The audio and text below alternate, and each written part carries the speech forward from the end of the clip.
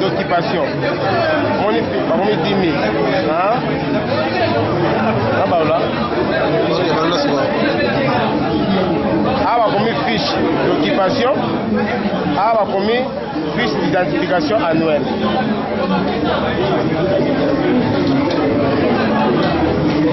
Après bah yawa. Signé Fatou Mamangas. On a signé.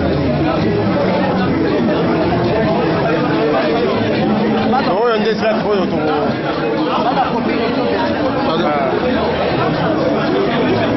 Ah, ça sera copié en couleur et tout de suite.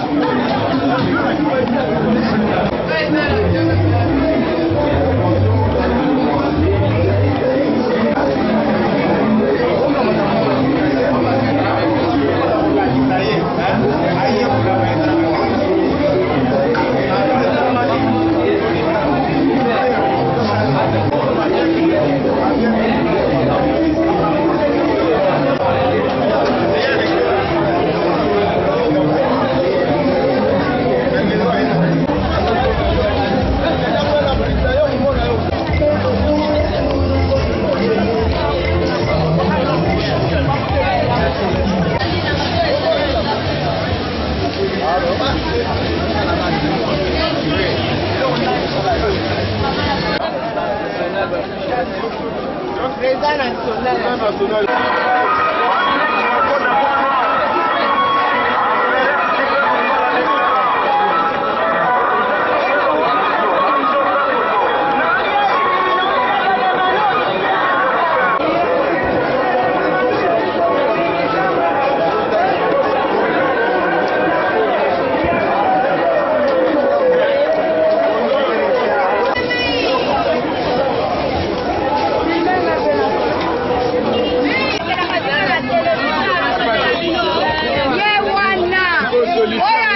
Solution ezali kosomba.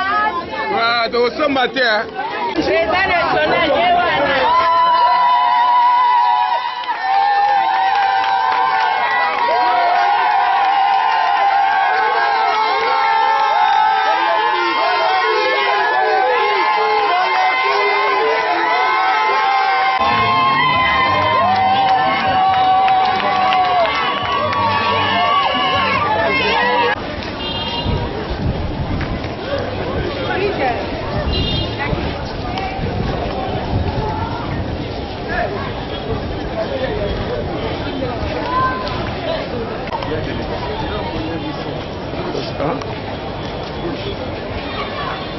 Oui.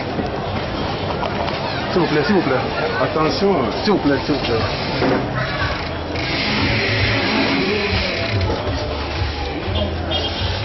S'il vous plaît.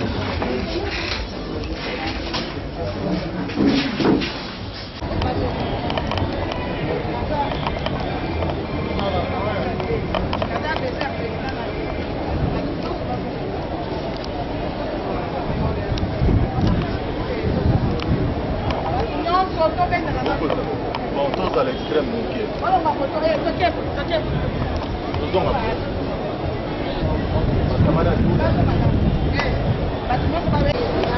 donc le marché, le bureau d'administration, c'est pour les vendeurs.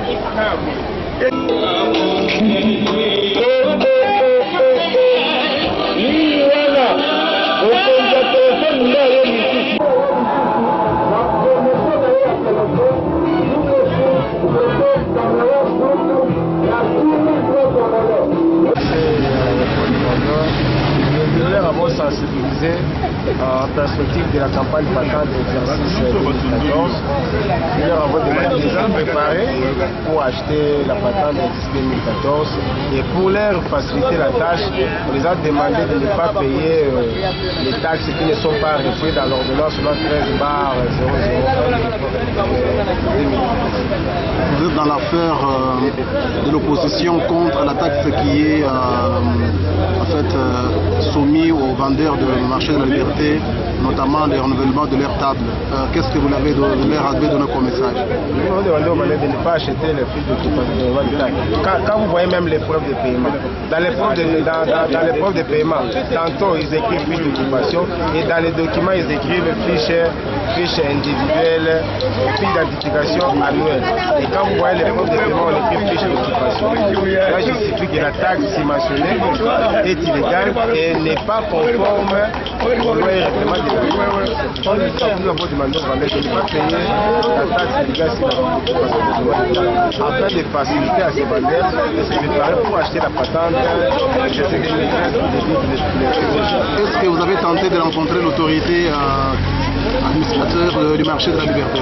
Bon, après la réunion, on a tenté de rencontrer les membres du comité de gestion du marché.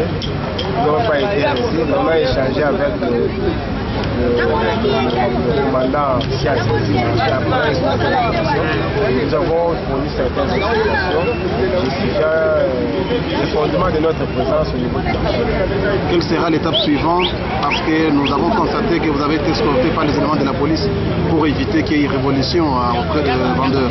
Quelle sera l'étape suivante? Nous avons escorté pour me sécuriser. Vous savez, quand un président descend dans un marché, il y a toujours eu plein de fous. Donc ils ont eu le l'obligation de sécuriser. C'est ça le rôle de la police. Au niveau du syndicat, nous aurons juste même les instances judiciaires. Oui, c'est vu au Colimbolo du Solelo, au Yetalaki, au Sanguinabino, au Batari côté Kana, au NZ Liberté. Marché na Kosangana biso leo na bateka marché ya liberté. Au sensibiliser on est cambo étalé patente pas maté le 1er juillet 2014 patente des arrobans. Et c'est que na bateka va se préparer ba bon ma misolo de sorte que on tona mutala na patente na pas maté patente des document où ça pour permettre la moteka ça petit commerce. Et pour on croiser on te ça que na bango que ba taxe ni faisant le ngoma na liberté côté. Où ils ont une ordonnance 13/00 teinté le 23 février 2013. C'est na bateka notamment de parler de ma fiche d'occupation et puis macaron pour gagner au fait de c'est un peu tout à l'heure comme il est déjà à marché mais bazala d'échanger na responsable à la police au niveau ya marché pour yebisi on va yebisa kasi soki bango bakobi kaka na kotekela bato bataxe oyo forfaitaire bino bokosala nini lisusu eza des étapes. Première instance judiciaire, deuxième étape ezali kozala cité hôtel avec l'autorité il y a komaki mokanda taxe esengeli kotamasi etano eza na kati ya mabe côté donc nde tokosala cité na mokoba mokolo ya Kinshasa de sorte attirer au clair makambo nyonso.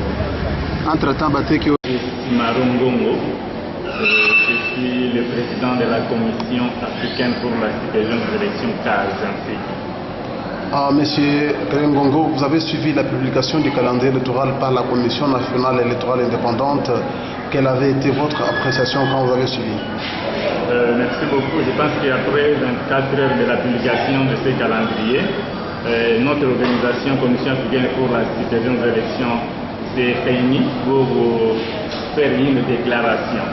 Nous avons compris, nous avons d'abord commencé par saluer la publication de ce calendrier. Ce calendrier va peine Commission africaine pour la supervision des élections CAS. Nous avons compris que respecte les normes internationales, les règles internationales. Nous avons accepté ces calendriers-là que nous saluons avec beaucoup de précision pour que ce calendrier puisse encore nous amener dans les activités que nous sommes en train de préparer. Vous appréciez les calendriers alors que de grandes forces politiques de la République démocratique du Congo s'insurgent contre ces calendriers? Je pense que ce calendrier électoral n'a rien à voir. C'est un calendrier qui nous donne le chemin. Nous ne pouvons pas être bloqués à cause de ces calendriers-là. Pour nous, nous pensons que ce calendrier électoral nous donne le chemin. Ce calendrier électoral nous permet d'avoir un plan d'action. Nous ne pouvons pas dire que ce calendrier soit de mauvaise vie non plus. Nous demandons à ces forces politiques qui sont en train de réclamer peut-être une fois de se rallier à ce calendrier électoral ensemble avec la Commission électorale nationale indépendante CENI pour que ensemble nous puissions préparer les élections dans notre pays. Et hormis l'appréciation de ce calendrier, qu'est-ce que vous comptez faire pour inculquer à la société civile que vous représentez cette appréciation? Nous avons d'abord pensé aux vulgarisations de ce calendrier, raison pour laquelle au niveau de notre plateforme, nous avons prévu un atelier qui aura lieu le samedi de la semaine prochaine, qui va réunir au moins 700 sensibilisateurs de notre organisation. Et nous avons pensé à cet atelier-là, de parler d'abord, de faire comprendre à ces sensibilisateurs ce calendrier électoral même. Nous allons également parler de la fiabilisation du fichier électoral et de l'importance des élections locales. Alors, nous demandons à tous ces membres sensibilisateurs de notre organisation de se présenter le samedi de la semaine prochaine pour que nous traitons ensemble les problèmes que nous venons d'évoquer ici. À part le calendrier électoral, vous appuyez ou bien vous affirmez que vous soutenez tout ce que fait la situation qui vient de se passer avec les expulsions de Congolais de Kinshasa à Brazzaville, c'est une situation qui ne peut pas laisser un acteur indifférent. On a expulsé environ 130 000 personnes, parmi lesquelles 29 853 enfants qui sont expulsés encore. Et ces enfants sont expulsés dans des conditions inhumaines. Et là, il y a eu violation des droits de l'homme d'une manière générale et droits de l'enfant en particulier. Nous condamnons énergiquement parce qu'il y a eu vraiment des erreurs graves sur les êtres humains du Congo-Kinshasa, sur les enfants en particulier. Il serait souhaitable que les gouvernements de la République du Congo puissent avoir l'humilité de demander pardon. Ça, c'est la première des choses. Deuxième chose, nous voudrions bien que des structures appropriées soient mises en place pour soutenir ces enfants. Parce qu'il y a parmi eux ceux qui sont à l'école. Il y a parmi eux ceux qui sont non accompagnés. Mais alors, nous demandons à notre gouvernement, à travers le ministère du Genre et le ministère des Affaires sociales, de prendre ces problèmes après l'école pour développer des structures d'accueil importantes, de manière à développer des cadres d'accueil importants. Parce qu'il y a plusieurs problèmes, notamment le problème de santé également, qui doivent être résolus. Donc, nous voulons. À notre niveau, nous avons mobilisé certains acteurs, certains partenaires pour essayer d'apporter les premiers soins à ces enfants.